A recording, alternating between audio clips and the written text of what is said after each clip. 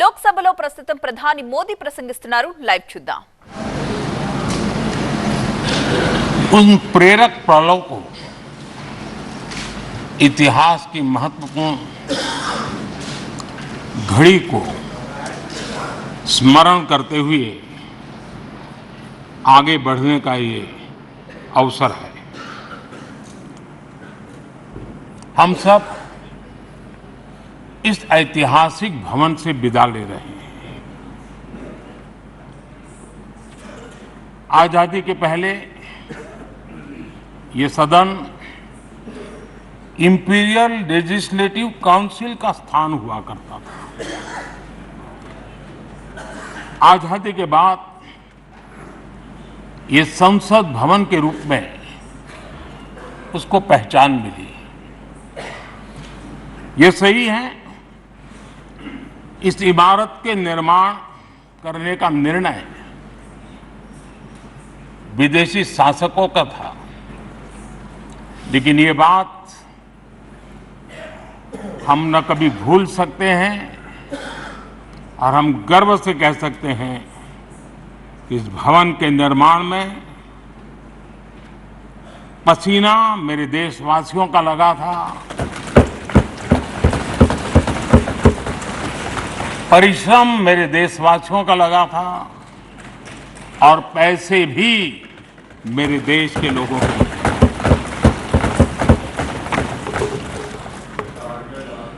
इस 75 वर्ष की हमारी यात्रा ने अनेक लोकतांत्रिक परंपराओं और प्रक्रियाओं का उत्तम से उत्तम सृजन किया है और इस सदन में रहे हुए सबने उसमें सक्रियता से योगदान भी दिया है और साक्षी भाव से उसको देखा भी है.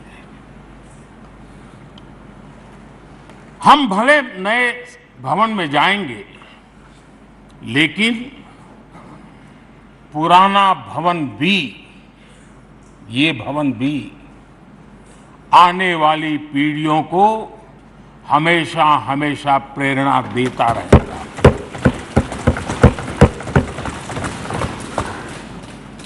ये भारत के लोकतंत्र की स्वर्णिम यात्रा का एक महत्वपूर्ण अध्याय है, जो सारी दुनिया को भारत की रगों में लोकतंत्र का सामर्थ्य कैसे है इसका परिचित कराने का काम इस इमारत से होता रहेगा. आदरणीय अध्यक्ष जी,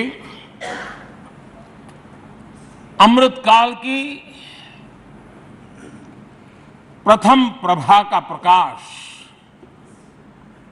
राष्ट्र में एक नया विश्वास, नया आत्मविश्वास, नया उमंग, नए सपने, नए संकल्प और राष्ट्र का नया सामर्थ्य उसे भर रहा है.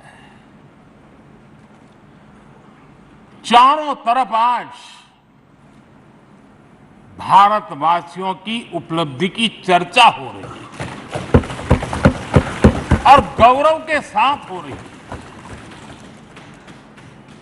ये हमारे 75 साल के संसदीय इतिहास का एक सामूहिक प्रयास का परिणाम है, जिसके कारण विश्व में आज वो गूंज सुनाई दे रही है. आदरणीय अध्यक्ष जी, चंद्रयान 3 की सफलता न सिर्फ पूरा भारत, पूरा देश अभिभूत है और इसमें भारत के सामर्थ्य का एक नया रूप, जो आधुनिकता से जुड़ा है, जो विज्ञान से जुड़ा है, जो टेक्नोलॉजी से जुड़ा है, जो हमारे वैज्ञानिकों के सामर्थ्य से जुड़ा है, जो 140 करोड़ देशवासियों के संकल्प की शक्ति से जुड़ा हुआ है, वो देश और दुनिया पर एक नया प्रभाव पैदा करने वाला है। ये सदन और इस सदन के माध्यम से मैं फिर एक बार देश के वैज्ञानिकों और उनके साथियों को कोटि कोटि बधाइयां देता हूं, उनका अभिनंदन करता हूं।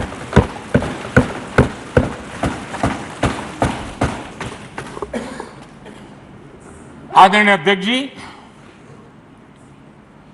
ये सदन ने भूतकाल में जब नेम की समिट हुई थी, सर्वसम्मति से प्रस्ताव पारित करके देश के इस प्रयास को सराहा था। आज G20 की सफलता को भी आपने सर्वसम्मति से सराहा है। मैं मानता हूं देशवासियों का आपने गौरव बढ़ाया है। मैं आपका आभार व्यक्त करता हूं। G20 की सफलता 140 करोड़ देशवासियों की है। ये भारत की सफलता है, किसी व्यक्ति की सफलता नहीं है, किसी दल की सफलता नहीं है। भारत के फेडरल स्ट्रक्चर ने, भारत की विविधता ने 60 स्थानों पर 200 से अधिक समिट और उसकी मेजबानी हिंदुस्तान के अलग अलग रंग रूप में देश की अलग अलग सरकारों ने बड़े आन बान शान से की और ये प्रभाव पूरे विश्व भर के मन पर पड़ा हुआ है। ये हम सबके सेलिब्रेट करने वाला विषय है, देश के गौरवगान को बढ़ाने वाला है। और जैसा आपने उल्लेख किया, भारत इस बात के लिए गर्व करेगा, जब भारत अध्यक्ष रहा उस समय अफ्रीकन यूनियन इसका सदस्य बना। मैं उस इमोशनल पल को भूल नहीं सकता जब अफ्रीकन यूनियन की घोषणा हुई और अफ्रीकन यूनियन के प्रेसिडेंट, उन्होंने एक इंटरव्यू में कहा कि मेरे जीवन में ऐसी पल थी, शायद मैं बोलते बोलते रो पड़ूंगा। आप कल्पना कर सकते हैं कि कितनी बड़ी अपेक्षा और आशाएं पूरी करने का काम भारत के भाग्य में आया। आदरणीय अध्यक्ष जी, भारत के प्रति शक करने का एक स्वभाव कई लोगों का बना हुआ है और जब आजादी मिली तब से चल रहा है। इस बार भी यही था, कोई डिक्लेरेशन नहीं होगा, असंभव है। लेकिन ये भारत की ताकत है कि वह भी हुआ और विश्व सर्वसम्मति से एक साझा घोषणा पत्र लेकर के आगे का रोड मैप लेकर के यहां से प्रारंभ हुआ है। और अध्यक्ष जी, आपके नेतृत्व में, क्योंकि भारत की अध्यक्षता नवंबर के आखिरी दिन तक है, इसलिए अभी हमारे पास जो समय है उसका उपयोग हम करने वाले हैं। और आपकी अध्यक्षता में दुनिया भर के ये जो G20 के सदस्य हैं, P20 पार्लियामेंट के स्पीकर्स की एक समिट जैसे आपने घोषणा की, सरकार का आपके इस प्रयासों को पूरा समर्थन रहेगा, पूरा सहयोग रहेगा। आदरणीय अध्यक्ष जी, हम सबके लिए गर्व की बात है कि आज भारत विश्व मित्र के रूप में अपनी जगह बना पाया है। पूरा विश्व भारत में अपना मित्र खोज रहा है, पूरा विश्व भारत की मित्रता को अनुभव कर रहा है। और उसका मूल कारण है हमारे जो संस्कार है, वेद से विवेकानंद तक जो हमने पाया है। सबका साथ सबका विकास का मंत्र आज विश्व को हमें साथ लाने में जोड़ रहा है। आदरणीय अध्यक्ष जी, ये सदन से विदाई लेना एक बहुत ही भावुक पल है। परिवार भी अगर पुराना घर छोड़ करके नए घर जाता है तो बहुत सारी यादें कुछ पल के लिए उसको झकझोर देती है। और हम जब ये सदन को छोड़ के जा रहे हैं तो हमारा मन मस्तिष्क भी उन भावनाओं से भरा हुआ है, अनेक यादों से भरा हुआ है। खट्टे मीठे अनुभव भी रहे हैं, नोकझोंक भी रही है, कभी संघर्ष का माहौल भी रहा है और कभी इसी सदन में उत्सव और उमंग का माहौल भी रहा है। ये सारी स्मृतियां हमारे साथ, हम सबकी साझी स्मृतियां हैं, ये हम सबकी साझी विरासत है और इसलिए इसका गौरव भी हम सबका साझा है।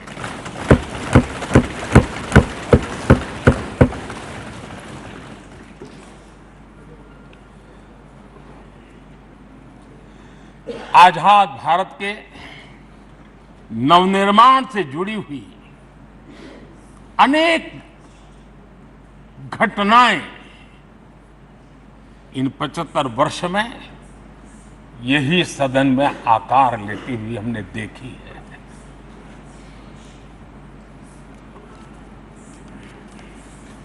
आज हम जब इस सदन को छोड़ करके नए सदन की ओर प्रस्थान करने वाले हैं,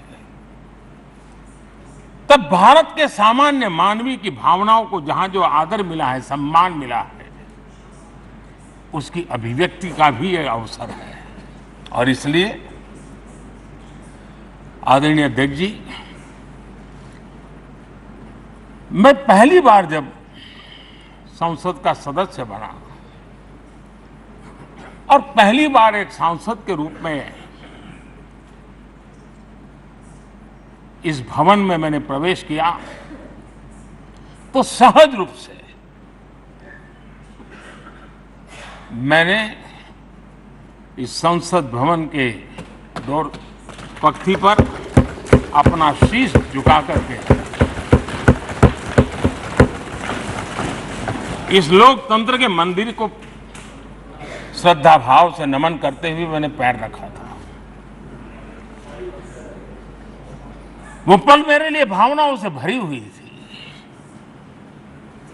मैं कल्पना नहीं कर सकता था।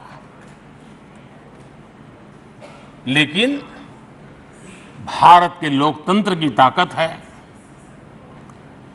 भारत के सामान्य मानवी की लोकतंत्र के प्रति श्रद्धा का प्रतिबिंब है कि रेलवे प्लेटफॉर्म पर गुजारा करने वाला एक गरीब परिवार का बच्चा पार्लियामेंट पहुंच गया।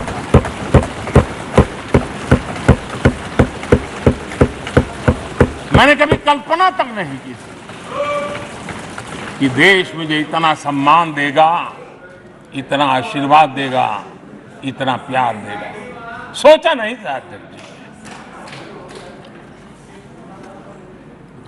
आदरणीय अध्यक्ष जी, हम में से बहुत लोग हैं जो संसद भवन के अंदर जो चीजें लिखी गई उसको पढ़ते भी रहते हैं, कभी कभी उसका उल्लेख भी करते हैं। हमारे यहाँ संसद भवन के प्रवेश द्वार पर एक छांदोग्य उपनिषद का एक वाक्य है, लोक द्वारम करके पूरा वाक्य है। उसका मतलब ये होता है कि जनता के लिए दरवाजे खोलिए और देखिए कि कैसे वो अपने अधिकारों को प्राप्त करती है। हमारे ऋषि मुनियों ने ये लिखा हुआ, हमारे प्रवेश द्वार पर लिखा हुआ। हम सब और हमारे पहले जो यहां रहे हैं वो भी इस सत्यता के साक्षी है। आदरणीय अध्यक्ष जी, समय रहते जैसे जैसे वक्त बदलता गया, यह हमारे सदन की संरचना भी निरंतर बदलती रही है और अधिक समावेशी बनती गई है।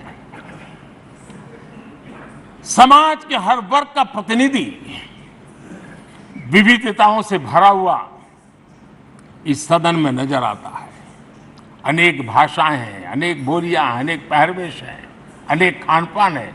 सदन के अंदर सब कुछ है और समाज के सभी तबके के लोग, चाहे वो सामाजिक रचना के हो, चाहे आर्थिक रचना के हो, चाहे गांव या शहर के हो, एक प्रकार से पूर्ण रूप से समावेशी वातावरण सदन में पूरी ताकत के साथ जन सामान्य की इच्छा आकांक्षाओं को प्रकट करता रहा है।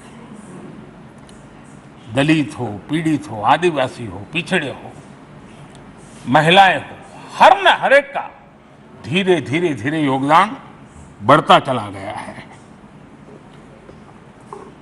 आदरणीय अध्यक्ष जी, प्रारंभ में महिलाओं की सदस्य संख्या कम थी, लेकिन धीरे धीरे माताओं बहनों ने भी इस सदन की गरिमा को बढ़ाया है। इस सदन के गरिमा में बहुत बड़ा बदलाव लाने में उनका योगदान रहा है। आदरणीय अध्यक्ष जी, प्रारंभ से अब तक एक मोटा हिसाब लगाता था, करीब 7,500 से अधिक जनप्रतिनिधि दोनों सदनों में मिलाकर के योगदान दे चुके हैं। इतने सालों में 7,500 से करीब ज्यादा। इस कालखंड में करीब 600 महिला सांसदों ने भी इस सदन की गरिमा को बढ़ाया है, दोनों सदन में। और आदरणीय अध्यक्ष जी, आप जानते हैं कि इस सदन में आदरणीय इंद्रजीत गुप्ता जी 43 ईयर, अगर मेरी गलती नहीं हो तो 43 ईयर इस सदन में लंबा समय बैठ करके इस सदन के साक्षी बनने का उनको सौभाग्य मिला। और यही सदन है आदरणीय अध्यक्ष जी, जहां शकीकुर रहमान जी 93 की एज में भी सदन में अपना योगदान देते रहे, जबकि उनकी उम्र 93। और आदरणीय अध्यक्ष जी, ये भारत के लोकतंत्र की ताकत है कि 25 साल की उम्र की चंद्रमणि मुर्मू इस सदन की सदस्य बनी थी। सिर्फ 25 साल की उम्र की सबसे छोटी उम्र की सदस्य बनी थी। आदरणीय अध्यक्ष महोदय, वाद विवाद, कटाक्ष, ये सब कुछ हम सब ने अनुभव किया है, हम सब ने इनिशिएट भी किया है, कोई बाकी नहीं है। लेकिन उसके बावजूद भी शायद जो परिवार भाव हम लोगों के बीच में रहा है, हमारे पहले की पीढ़ियों में भी रहा है, जो लोग प्रचार माध्यमों से हमारे यहाँ का रूप देखते हैं और बाहर निकलते ही हमारा जो अपनापन होता है, परिवार भाव होता है, वो एक अलग ही ऊंचाई पर ले जाता है। और ये भी इस सदन की ताकत है, एक परिवार भाव। और उसके साथ साथ हम कभी कड़वाहट पाल करके नहीं जाते हैं, हम उसी प्यार से सदन छोड़ने के कई वर्षों के बाद भी मिल जाए तो भी उस प्यार को कभी भूलते नहीं है, उस स्नेह भरे याद दिनों को भूलते नहीं है। वो मैं अनुभव कर सकता हूं। आदरणीय अध्यक्ष जी, हमारे पहले भी और वर्तमान भी हमने कई बार देखा है कि अनेक संकटों के बावजूद भी, अनेक असुविधाओं के बावजूद भी सांसद सदन में आए हैं और उन्होंने शारीरिक पीड़ा भी असह्य हो तो भी सदन में एक सांसद के रूप में, जनप्रतिनिधि के रूप में अपना कर्तव्य निभाया है। ऐसी अनेक घटनाएं आज हमारे सामने हैं। गंभीर बीमारियों के बावजूद भी कोई व्हीलचेयर में आना पड़ा,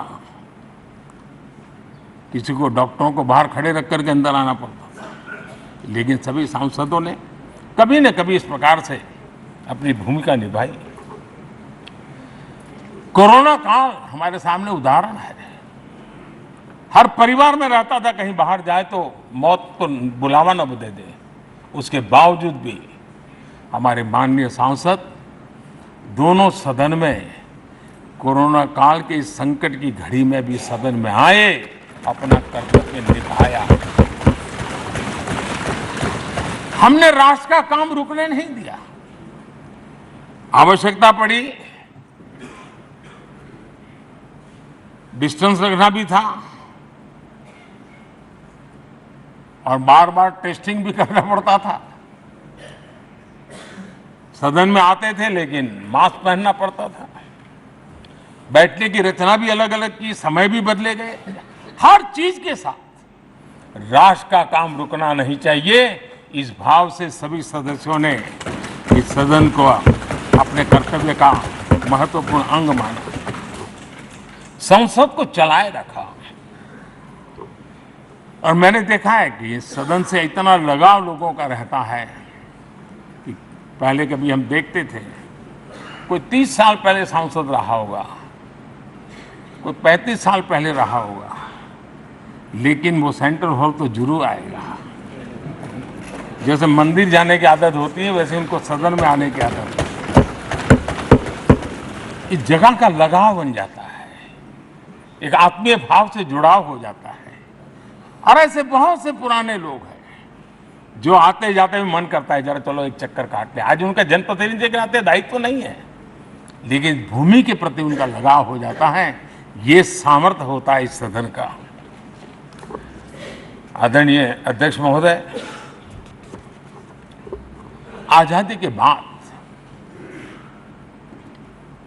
बहुत बड़े बड़े विद्वान लोगों ने बहुत आशंकाएं व्यक्त की थी। पता नहीं देश का क्या होगा, चल पाएगा कि नहीं चल पाएगा, एक रहेगा कि बिखर जाएगा, लोकतंत्र बना रहेगा नहीं, 50। लेकिन इस देश की संसद की ताकत है कि पूरे विश्व को गलत सिद्ध कर दिया और ये राष्ट्र पूरे सामर्थ्य के साथ आगे बढ़ता रहा।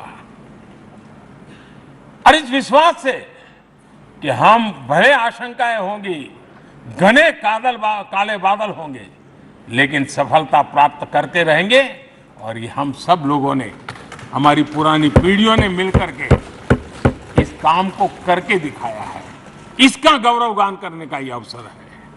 आदरणीय अध्यक्ष जी, इसी भवन में 2 साल 11 महीने तक संविधान सभा की बैठकें हुई और उसने देश के लिए एक मार्गदर्शक जो आज भी हमें चलाता है, हमारे संविधान दिया।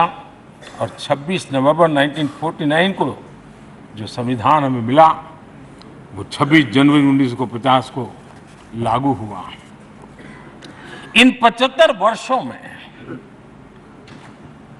सबसे बड़ा जो अचीवमेंट है वो ये है कि देश के सामान्य मानवी का इस संसद पर विश्वास बढ़ता ही गया है। और लोकतंत्र की सबसे बड़ी ताकत यही है कि इस महान संस्था के प्रति, इस महान इंस्टीट्यूशन के प्रति, इस व्यवस्था के प्रति उनका विश्वास अटूट रहे, विश्वास उनका बना रहे। इन 75 वर्षों में हमारी संसद ने जन भावनाओं की अभिव्यक्ति का भवन भी बना दिया। यहाँ जन भावनाओं की पुरजोश अभिव्यक्ति और हम देखते हैं राजेंद्र बाबू से लेकर डॉक्टर कलाम, रामनाथ जी कोविंद और अभी द्रौपदी मुर्मू जी, इन सब के संबोधन का लाभ हमारे सदनों को मिला है, उनका मार्गदर्शन मिला है। आदरणीय अध्यक्ष जी, पंडित नेहरू जी, शास्त्री जी, वहां से लेकर के अटल जी, मनमोहन सिंह जी तक एक बहुत बड़ी श्रृंखला जिसने इस सदन का नेतृत्व किया है और सदन के माध्यम से देश को दिशा दी है। देश को नए रंग रूप में ढालने के लिए उन्होंने परिश्रम किया है, पुरुषार्थ किया है। आज उन सबका गौरवगान करने का भी अवसर है। आदरणीय अध्यक्ष जी, सरदार वल्लभ भाई पटेल, लोहिया जी, चंद्रशेखर जी, आडवाणी जी, न जाने अनगिनत नाम, जिन्होंने हमारे इस सदन को समृद्ध करने में, चर्चाओं को समृद्ध करने के लिए, देश के सामान्य से सामान्य व्यक्ति की आवाज को ताकत देने का काम इस सदन में किया है। विश्व के भी अनेक राष्ट्राध्यक्षों ने हमारे इन सदनों को संबोधित करने का भी अवसर आए हैं और उनकी बातों में भी भारत के लोकतंत्र के प्रति आदर का भाव व्यक्त हुआ है। आदरणीय अध्यक्ष जी, उमंग उत्साह के पल के बीच भी कभी सदन की आंख से आंसू भी बहे।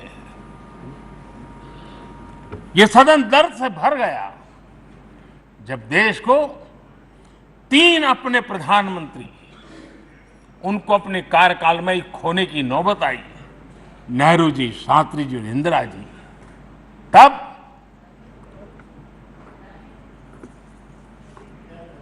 ये सदन अश्रुभीनी आंखों से उन्हें विदाई दे रहा था। आदरणीय अध्यक्ष जी, अनेक चुनौतियों के बावजूद भी हर स्पीकर ने, हर सभापति ने बेहतरीन तरीके से दोनों सदनों को सुचारू रूप से चलाया है और अपने कार्यकाल में उन्होंने जो निर्णय किए वो निर्णय मावलंकर जी से काल से शुरू हुए हो या सुमित्रा जी के कालखंड के हो या बिरला जी के, आज भी उन निर्णयों को रेफरेंस पॉइंट माना जाता है। ये काम हमारे करीब 17 स्पीकर और उसमें 2 हमारी महिला स्पीकर ने भी, और मावलंकर जी से लेकर के सुमित्रा ताई तक और बिरला जी का मार्गदर्शन आज भी हमें मिल रहा है। हर एक ने अपनी अपनी शैली रही है, लेकिन उन्होंने सबको साथ लेकर के नियमों कानूनों के बंधन में इस सदन को हमेशा ऊर्जावान बनाए रखा है। मैं आज उन सभी स्पीकर महोदय को भी आज वंदन करता हूं, अभिनंदन करता हूं। आदरणीय अध्यक्ष जी, ये सही है कि हम जनप्रतिनिधि अपनी अपनी भूमिका निभाते हैं, लेकिन सातत्यपूर्ण तरीके से हमारे बीच जो एक टोली बैठती है उनकी भी कई पीढ़ियां बदल गई है। कभी कागज लेके दौड़ के आते हैं, उनका भी योगदान कम नहीं है।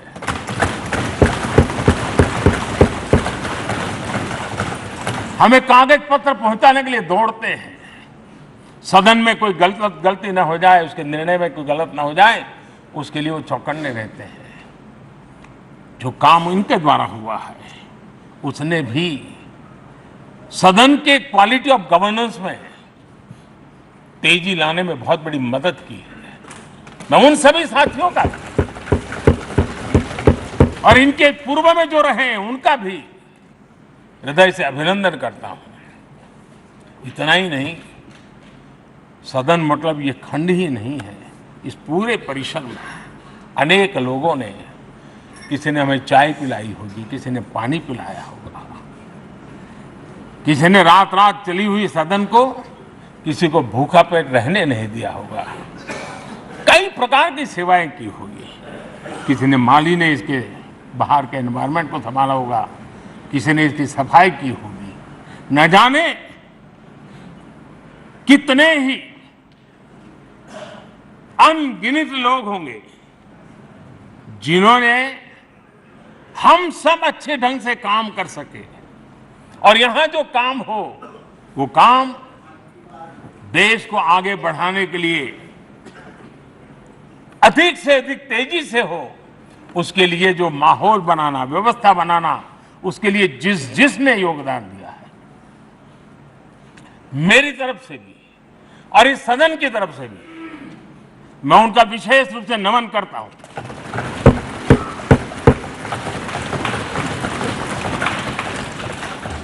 आदरणीय अध्यक्ष जी,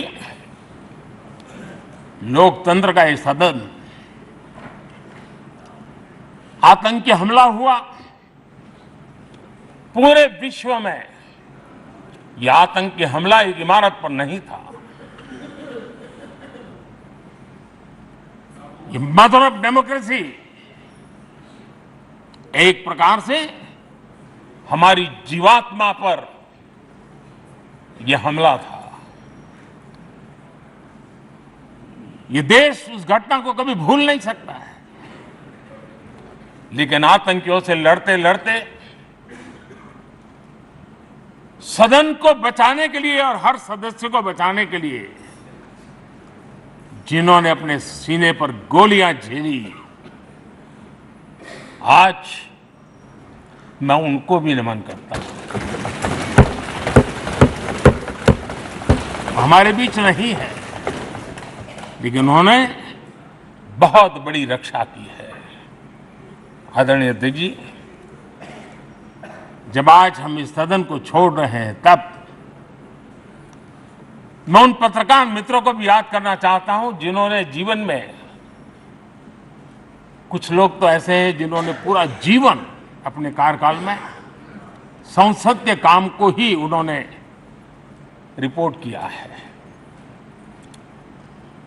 एक प्रकार से वो जीवंत साक्षी रहे हैं।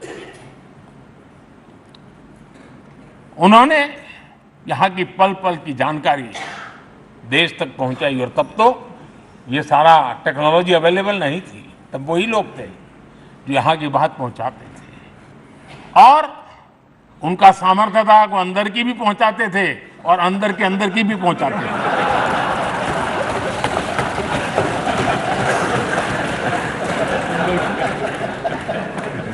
और मैंने देखा कि ऐसे पत्रकारिता जिन्होंने संसद को कवर किया, शायद उनके नाम जाने नहीं जाते होंगे, लेकिन इनके काम को कोई भूल नहीं सकता है। और खबरों को लिए नहीं, भारत की इस विकास यात्रा को संसद भवन से समझने के लिए उन्होंने अपनी शक्ति खपा दी थी। आज भी पुराने जो पत्रकार मित्र मिल जाते हैं और जिन्होंने कभी संसद को कवर किया हो, तो ऐसी अननोन चीजें बताते हैं जो उन्होंने अपनी आंखों से देखी होती है, कान से सुनी होती है, जो अचरज करने वाली होती है। यानी एक प्रकार से जैसी ताकत यहां की दीवारों की रही है, वैसा ही दर्पण उनकी कलम में रहा है, और उस कलम ने देश के अंदर संसद के प्रति, संसद सदस्यों के प्रति एक अहोभाव का भाव जगाया है। मैं आज, कई पत्रकार बंधु होंगे जो रहे नहीं होंगे, लेकिन मेरे लिए जैसा ये सदन छोड़ना भावुक पल है, मैं पक्का मानता हूं इन पत्रकार बंधुओं के लिए भी ये सदन छोड़ना उतना ही भावुक पल होगा, क्योंकि इनका लगाव हमसे भी ज्यादा रहे। कुछ तो पत्रकार ऐसे होंगे जो हम लोगों की टर्म से भी सब है, उन्होंने काम किया होगा। आज उनके उस महत्वपूर्ण लोकतंत्र की ताकत बनने के लिए, योगदान देने के लिए भी याद करने का अवसर है। आदरणीय अध्यक्ष जी, जब हम सदन के अंदर आते हैं, हमारे यहां नाद ब्रह्म की कल्पना है। हमारे शास्त्रों में माना गया है किसी एक स्थान पर अनेक बार एक ही लय में उच्चारण होता है तो वो तपोस्थली बन जाता है, उसके एक पॉजिटिव वाइब होते हैं। नाद की एक ताकत होती है जो स्थान को सिद्धि स्थान में परिवर्तित कर देती है। मैं मानता हूं ये सदन भी उस 7,500 जनप्रतिनिधियों के द्वारा बार बार जो शब्द गूंजे हैं, जो वाणी यहां गूंजी है, उसने इस सदन में हम बैठकर आगे चर्चा करें या ना करें, लेकिन इसकी गूंज इसे तीर्थ क्षेत्र बना देती है।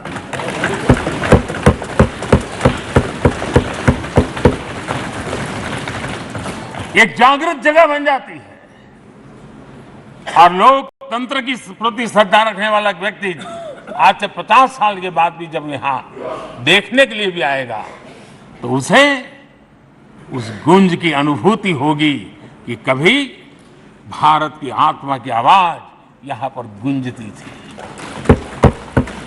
और इसलिए अध्यक्ष महोदय,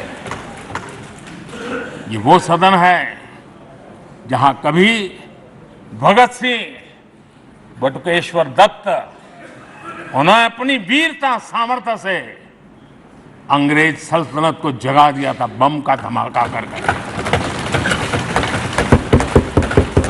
वो बम की गूंज भी जो देश का भला चाहते हैं उनको कभी सोने नहीं देती। आदरणीय अध्यक्ष जी, ये वो सदन है जहां पंडित जी को इसलिए भी याद किएगा, अनेक बातों के लिए याद करेगा, लेकिन हम जरूर याद करेंगे इसी सदन में पंडित नेहरू का at the stroke of midnight की गूंज हम सबको प्रेरित करती रहेगी। और इसी सदन में अटल जी ने कहा था, वो शब्द आज भी गूंज रहे हैं इस सदन में, सरकारें आएगी जाएगी, पार्टियां बनेगी बिगड़ेगी, लेकिन ये देश रहना चाहिए।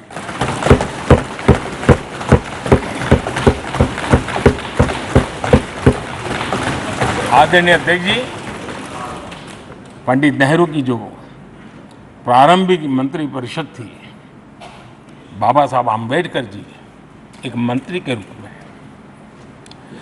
दुनिया की बेस्ट प्रैक्टिसेस भारत में लाने पर बहुत जोर दिया करते थे। फैक्ट्री कानून में अंतर्राष्ट्रीय सुझावों को शामिल करने पर बाबा साहब सर्वाधिक आग्रही रहे थे और उसका परिणाम आज देश को लाभ मिल रहा है। बाबा साहब आम्बेडकर ने देश को नेहरू जी की सरकार में वाटर पॉलिसी दी थी और उस वाटर पॉलिसी बनाने में बाबा साहब आम्बेडकर की बहुत बड़ी भूमिका रही थी। आदरणीय अध्यक्ष जी, हम ये जानते हैं कि भारत में बाबा साहब आम्बेडकर एक बात हमेशा कहते थे कि भारत में सामाजिक न्याय के लिए भारत का औद्योगिकरण होना बहुत जरूरी है, क्योंकि देश के दलित पिछड़ों के पास जमीन ही नहीं है, वो क्या करेगा? औद्योगिकरण होना चाहिए। और बाबा साहब इस बात को मान करके डॉक्टर श्यामा प्रसाद मुखर्जी, जो पंडित नेहरू के मंत्री थे, उन्होंने इस देश में और पहले वाणिज्य मंत्री के रूप में और उद्योग मंत्री के रूप में उन्होंने इंडस्ट्री पॉलिसी इस देश में लाई थी। आज भी कितनी ही इंडस्ट्री पॉलिसी बने, लेकिन उसकी आत्मा वही होती है जो पहली सरकार के थी और उनका भी बहुत बड़ा अहम योगदान रहा था। आदरणीय अध्यक्ष जी, लाल बहादुर शास्त्री जी ने 65 के युद्ध में हमारे देश के जवानों में का हौसला बुलंद करना, उनके सामर्थ्य के लिए को पूरी तरह राष्ट्र में झोंक देने की प्रेरणा इसी सदन में से दी थी लाल बहादुर शास्त्री का। और यहीं पर उन्होंने ग्रीन रिवॉल्यूशन के लिए एक मजबूत नींव लाल बहादुर शास्त्री जी ने रखी थी। आदरणीय अध्यक्ष जी, बांग्लादेश की मुक्ति का आंदोलन और उसका समर्थन भी इसी सदन ने इंदिरा गांधी के नेतृत्व में किया था।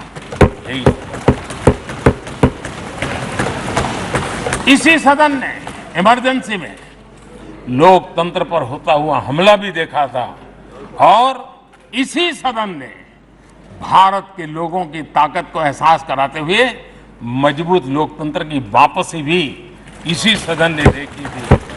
वो राष्ट्रीय संकल्प भी देखा था, ये सामर्थ्य भी देखा था। आदरणीय अध्यक्ष जी, ये सदन इस बात का हमेशा ऋणी रहेगा क्योंकि इसी सदन में हमारे पूर्व प्रधानमंत्री चरण सिंह जी ने ग्रामीण मंत्रालय का गठन किया था, रूरल डेवलपमेंट मिनिस्ट्री। इसी सदन में मतदान की उम्र 21 से 18 करने का निर्णय हुआ था और देश की युवा पीढ़ी को इसका योगदान देने के लिए प्रेरित किया गया, उत्साहित किया गया था। हमारे देश ने गठबंधनों की सरकारें देखी, वीपी सिंह जी हो, चंद्रशेखर जी, और बाद में एक सिलसिला चला। लंबे अरसे से दिशा में देश जा रहा था, आर्थिक नीतियों के बोझ तले देश दबा हुआ था, लेकिन नरसिम्हा राव की सरकार थी जिन्होंने हिम्मत के साथ पुरानी आर्थिक नीतियों को छोड़ करके नई राह पकड़ने का फैसला किया था, जिसके आज देश को परिणाम मिल रहे हैं। अटल बिहारी वाजपेयी जी का सरकार भी हमने इसी सदन ने देखी, सर्व शिक्षा अभियान देश में आज वो महत्वपूर्ण बन गया है। आदिवासी कार्यालय मंत्रालय अटल जी ने बनाया, नॉर्थ ईस्ट का मंत्रालय अटल जी ने बनाया, न्यूक्लियर टेस्ट भारत के सामर्थ्य का परिचायक बन गया। और इसी सदन में मनमोहन जी की सरकार कैश फॉर वोट को भी, उस कांड को भी सदन ने देखा है। आदरणीय अध्यक्ष जी, सबका साथ सबका विकास का मंत्र, अनेक ऐतिहासिक निर्णय, दशकों से लंबित विषय, उनका स्थायी समाधान भी इसी सदन में हुआ। आर्टिकल 370, ये सदन हमेशा हमेशा गर्व के साथ कहेगा कि सदन के कारण one nation one tax, one nation one tax, GST का निर्णय भी इसी सदन ने किया।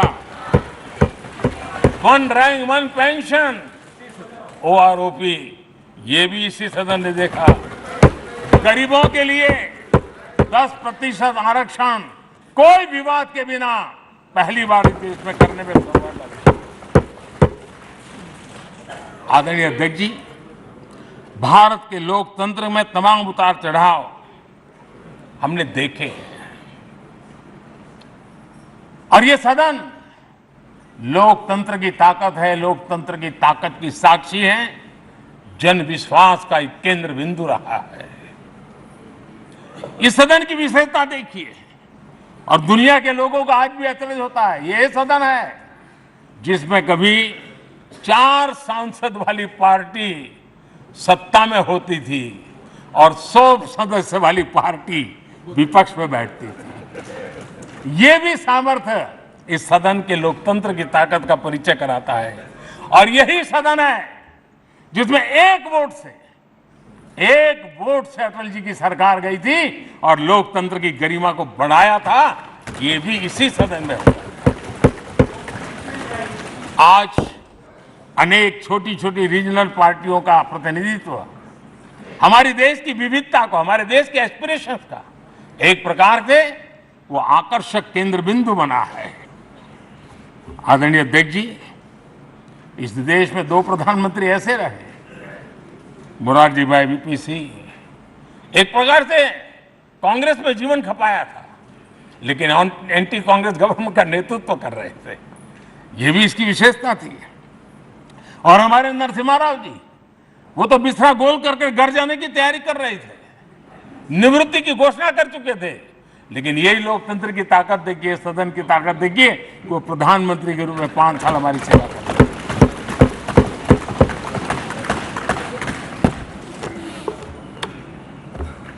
आदरणीय अध्यक्ष जी, सबकी सहमति से कठिन कार्य होते हुए हमने देखे हैं। 2000 की साल थी, अटल जी की सरकार थी।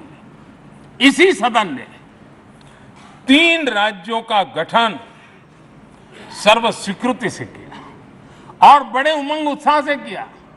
जब छत्तीसगढ़ की रचना हुई तो उत्सव छत्तीसगढ़ ने भी मनाया, उत्सव मध्य प्रदेश ने भी मनाया। जब उत्तराखंड की रचना हुई तो उत्सव उत्तराखंड ने भी मनाया, उत्सव उत्तर प्रदेश ने भी मनाया। जब झारखंड की रचना हुई तो उत्सव झारखंड ने भी मनाया, उत्सव बिहार ने भी बताया। ये हमारे सदन का सामर्थ्य, सब सहमति का वातावरण बनाकर। लेकिन कुछ कड़वी यादें वो भी हैं कि तेलंगाना के हक को दबोचने के लिए भारी प्रयास हुए, खून की नदियां भी बही और बनने के बाद न तेलंगाना उत्सव मना पाया न आंध्र उत्सव मना पाया। एक कटुता के बीज बो दिए गए। अच्छा होता उसी उमंग और उत्साह के साथ हम तेलंगाना का निर्माण करते तो एक नई ऊंचाई पर आज तेलंगाना पहुंच चुका होता। आदरणीय अध्यक्ष जी, संविधान सभा ने, आदरणीय अध्यक्ष जी, इस सदन की परंपरा रही है। संविधान सभा ने उस समय अपना दैनिक भत्ता 45 रुपये से कम करके 40 कर दिया था। उनको लगा हमें इसको कम करना चाहिए। आदरणीय अध्यक्ष जी, यही सदन है कैंटीन में मिलने वाली सब्सिडी, जो बहुत कम पैसे में खाना मिलता था, इसी सदस्यों ने उस सब्सिडी को भी खत्म कर दिया और पूरा पैसा देकर के अब कैंटीन में खाते हैं। आदरणीय अध्यक्ष जी, कोरोना काल में जब जरूरत पड़ी तो यही सांसद जिन्होंने एमपी लेड फंड को छोड़ दिया और देश को इस संकट की घड़ी में मदद करने के लिए आगे आए। इतना ही नहीं, कोरोना काल में इसी सदन के सांसदों ने अपने तनख्वाह में 30% कटौती की और उन्होंने देश के सामने आए हुए संकट में अपनी बहुत बड़ी जिम्मेवारी निभाई। आदरणीय अध्यक्ष जी, हम गर्व से कह सकते हैं, ये सदन में बैठे हुए लोग भी कह सकते हैं, हमारे पूर्वज जो सदन में बैठे थे वो भी कह सकते हैं कि हम ही लोग हैं जिन्होंने हम पर डिसिप्लिन लाने के लिए हमारे यहां जनप्रतिनिधित्व कानून में समय समय पर कठोरता बरती। नियम हमने ही लादे, हमने ही तय किया कि नहीं, जनप्रतिनिधि के जीवन में ये नहीं हो सकता। मैं मानता हूं ये जीवंत लोकतंत्र का बहुत बड़ा उदाहरण है और ये सदन ने दिया है, यही माननीय सांसदों ने दिया है और हमारी पुरानी पीढ़ी के सांसदों ने दिया है। और मैं मानता हूं कि कभी कभी उन चीजों को भी याद करना चाहिए। आदरणीय अध्यक्ष जी, हम जो वर्तमान सांसद हैं उनके लिए तो ये विशेष सौभाग्य का अवसर है। सौभाग्य का अवसर इसलिए है कि हमें इतिहास और भविष्य दोनों की कड़ी बनने का अवसर मिला है।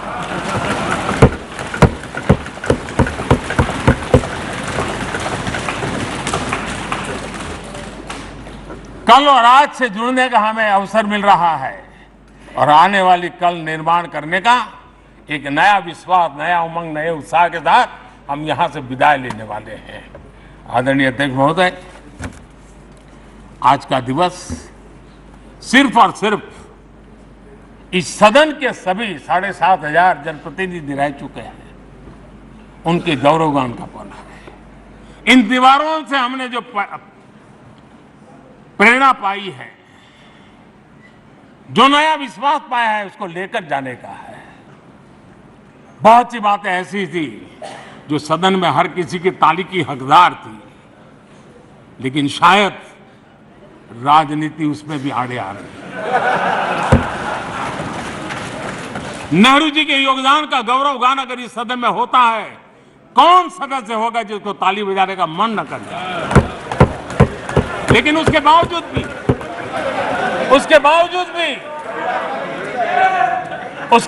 भी देश के लोकतंत्र के लिए बहुत जरूरी है हम सब ने अपने यहां सोच लें। आदरणीय अध्यक्ष जी, मुझे पूरा विश्वास है कि आपके मार्गदर्शन में और इस अनुभवी माननीय सांसदों के सामर्थ्य से हम नई संसद में जब जाएंगे तो नए विश्वास के साथ जाएंगे। मैं फिर एक बार आज पूरा दिवस आपने इन पुरानी स्मृतियों को ताजा करने के लिए दिया, एक अच्छे वातावरण में सबको याद करने का मौका दिया। इसके लिए मैं आप सबका आपका हृदय से आभार व्यक्त करता हूं और मैं सभी सदस्यों से आग्रह करूंगा कि अपने जीवन की ऐसी मधुर यादों को यहां हम जरूर व्यक्त करें ताकि देश तक पहुंचे कि सचमुच में ये हमारा सदन, ये हमारे जनप्रतिनिधियों की गतिविधि सच्चे अर्थ में देश को समर्पित है, इसका भाव लोगों के तक पहुंचे। इसी एक अपेक्षा के साथ मैं फिर एक बार इस धरती को प्रणाम करता हूं, इस सदन को प्रणाम करता हूं।